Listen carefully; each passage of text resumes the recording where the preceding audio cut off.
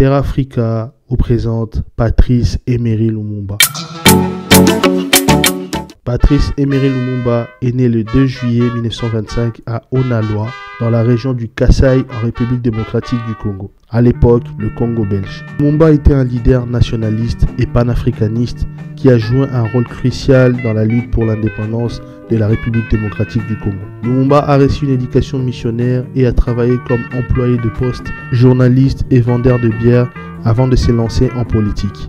En 1958, Lumumba a cofondé le Mouvement national congolais, MNC, un parti politique qui prônait l'indépendance immédiate et l'unité nationale du Congo. La conférence d'Accra. La même année, il a participé à la conférence des peuples africains à Accra, au Ghana, où il a été influencé par d'autres leaders africains de l'indépendance. En 1960, le Congo belge obtient son indépendance et Lumumba devient le premier ministre du pays le 24 juin 1960. Son discours lors de la cérémonie d'indépendance, dénonçant les abus du colonialisme belge, a marqué les esprits. Peu après l'indépendance, le Congo plonge dans une crise politique et militaire. Le Katanga, sous la direction de Moïse Tshombe, fait sécession avec le soutien de la Belgique. En septembre 1960, une dispute éclate entre Lumumba et le président Joseph Kasavubu, qui les démet de ses fonctions. Lumumba refuse de reconnaître cette décision, menant à une période de double pouvoir. Lumumba appelle les Nations Unies à intervenir pour maintenir l'intégrité territoriale du Congo,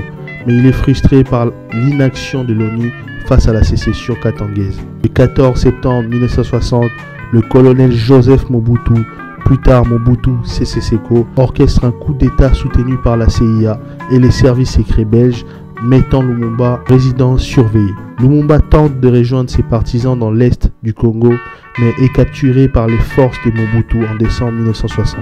Il est ensuite transféré au Katanga. Le 17 janvier 1961, Lumumba est exécuté par un peloton d'exécution katangais avec la complicité des autorités belges et américaines. Les restes sont mutilés et dissous dans l'acide pour éviter qu'il ne devienne un martyr. Patrice Lumumba est aujourd'hui considéré comme un symbole de la lutte pour l'indépendance africaine et de la résistance contre l'impérialisme occidental. Son héritage perdure à travers de nombreux monuments, rues et institutions portant son nom à travers le monde.